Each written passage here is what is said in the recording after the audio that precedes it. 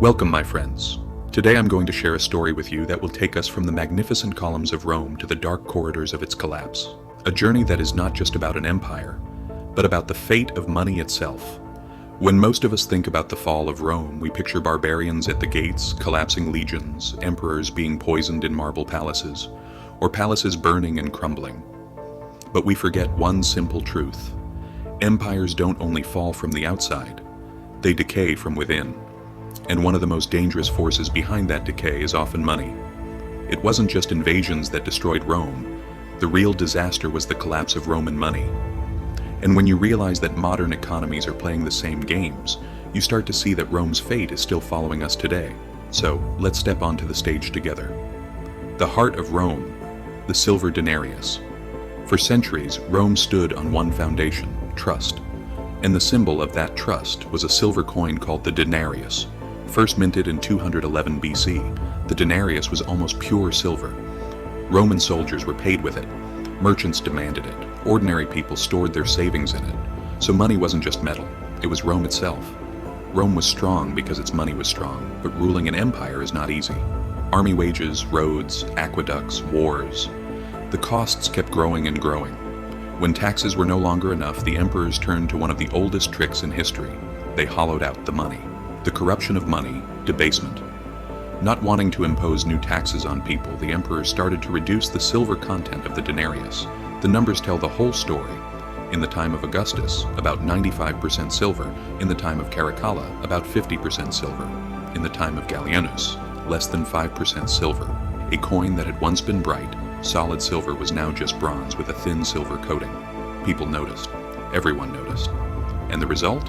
Inflation. The price of a sack of wheat jumped from 1 denarius to dozens. Soldiers demanded higher wages. Merchants stopped accepting the coin. In some cities, people went back to simple barter, because they no longer trusted the money.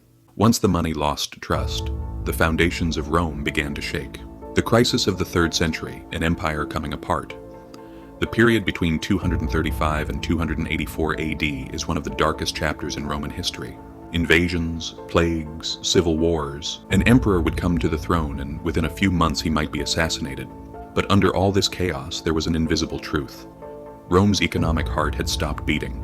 Taxes were being collected in worthless coins. Farmers said, "I won't work for this useless money," and abandoned their lands. Trade collapsed. The Roman government tried every method it could think of. Price controls, forced labor laws, harsh punishments, but nothing worked. Money was no longer money. Diocletian's last struggle in the collapse. In 301 AD, Diocletian issued his famous edict on maximum prices. He fixed prices for more than 1,000 goods and services. The penalty for breaking the rules? Death. But if the money itself has no value, who can control prices? The edict failed. The black market exploded. Rome could no longer repair its monetary system. The solution? The birth of the solidus. To save the system, Constantine introduced a new coin, the solidus. Pure gold, trustworthy, stable. This coin remained in use in Byzantium for about 700 years, but by then it was already too late. The western half of the Roman Empire had taken a fatal blow. The economy had collapsed, the army was weakened, and the people had lost faith. The empire wasn't simply conquered. By destroying its own money, it destroyed itself. So, is today any different? Modern states are making the same mistakes. What did Rome do? It broke the link between money and real metal. It hollowed out its currency. It tried to hide problems by minting more coins. What happens today? The gold standard has been abandoned. Money can be created without limit. Debt is quietly erased through inflation. And the result is always the same. The people grow poorer and the rich stay protected. Weimar Germany, 1923. Rome's story played out almost identically in Germany. 1 loaf of bread.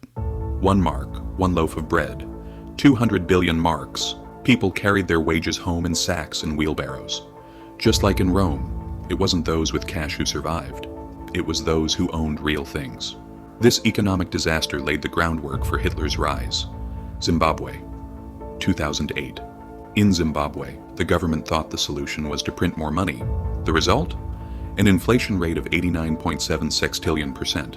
People saw one price in the morning and 10 times that price in the evening. The country abandoned its own currency and switched to the US dollar, another state trying to cheat reality. and once again the people paid the price. The United States, 1971. Rome's road, again. Nixon cut the dollar's tie to gold. From that moment, the dollar was no longer metal, but a promise. And the result? Debt exploded. Inflation became a constant companion. The dollar's purchasing power fell to about 1/6 of what it once was. The paper is the same paper, but its value is shrinking, just like Rome's denarius. Today, the world has to think like a Roman, because for the first time in history, the entire world is in debt. All monetary systems are based on trust alone. Central banks can print trillions at the push of a button. If this system breaks, it won't just be one empire like Rome. The whole world will feel it at the same time. 3 lessons you should take from this story. 1. Inflation is not an accident. It is policy. It is deliberate. 2. Real wealth is not paper. Real wealth is land, knowledge, production, skills, not just numbers on a screen. 3. No system lasts forever. Romans thought theirs would too. They were wrong. Final words. When money is cut loose from reality, society is cut loose with it. Contracts break down, trust disappears, governments fall, empires dissolve. History is trying to tell us something. Whoever corrupts money, corrupts themselves. If this story gave you a different perspective, subscribe and leave a comment. And remember, history doesn't hide the answers. It only hides them from those who forget.